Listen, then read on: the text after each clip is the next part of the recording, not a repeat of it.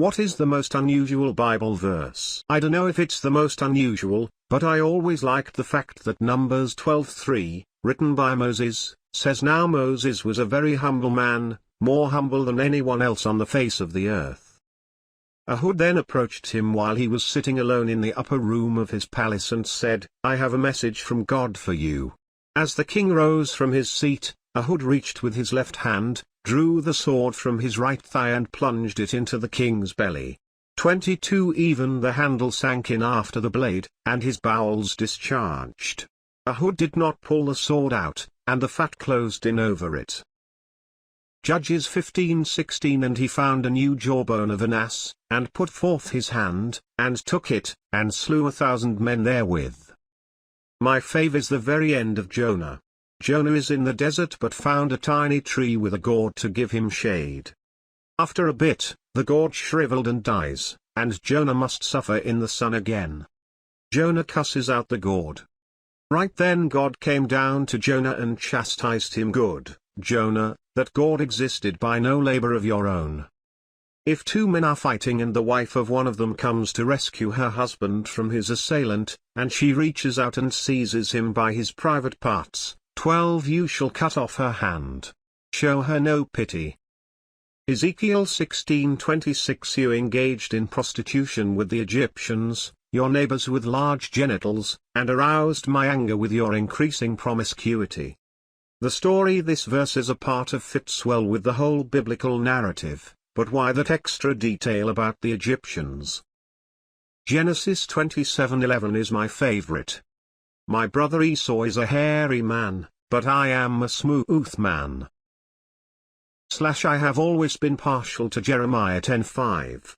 Like a scarecrow in a cucumber field, their idols cannot speak, they must be carried because they cannot walk. Do not fear them, they can do no harm nor can they do any good. I love the comparison to scarecrows in a field, but specifically a cucumber field. How random. 9 Jeremiah chapter 13:13 This is what the Lord said to me, Go and buy yourself a linen undergarment and put it on, but do not put it in water. 2 So I bought underwear as the Lord instructed me and put it on. 3 Then the word of the Lord came to me a second time, 4 Take the underwear that you bought and are wearing, and go at once to the Euphrates Sea, and hide it in a rocky crevice. 5 So I went and hid it by the Euphrates, as the Lord commanded me. 6 A long time later the Lord said to me, Go at once to the Euphrates and get the underwear that I commanded you to hide there. 7 So I went to the Euphrates and dug up the underwear and got it from the place where I had hidden it, but it was ruined, of no use at all. 8 Then the word of the Lord came to me, 9 This is what the Lord says, just like this I will ruin the great pride of both Judah and Jerusalem. TLDR God had a man bury underwear and then retrieve it after a long time to prove a point. Ecclesiastes 10:19. A feast is made for laughter, wine makes life merry, and money is the answer for everything.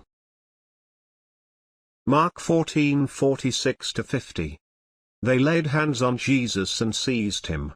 But one of those who stood by drew his sword and struck the servant of the high priest and cut off his ear. And Jesus said to them, Have you come out as against a robber, with swords and clubs to capture me?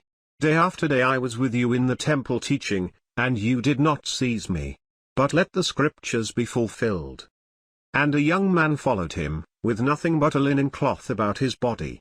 And they seized him, but he left the linen cloth and ran away naked. Many verses, but I love them. Leviticus 15:19 When a woman has her regular flow of blood, the impurity of her monthly period will last 7 days, and anyone who touches her will be unclean till evening.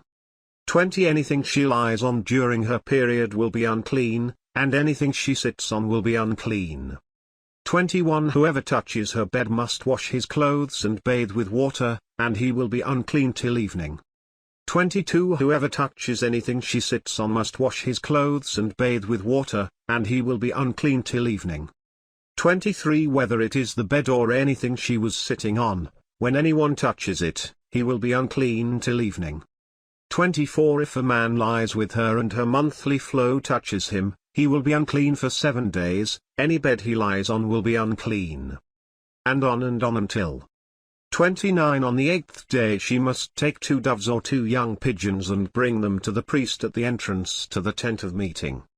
30. The priest is to sacrifice one for a sin offering and the other for a burnt offering. In this way he will make atonement for her before the Lord for the uncleanness of her discharge.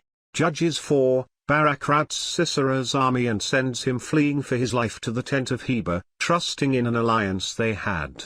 Jael, Heber's wife, invites Sisera in and encourages him to lie down and rest.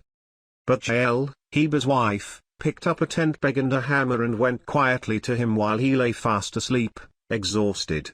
She drove the peg through his temple into the ground, and he died. Judges 4:21.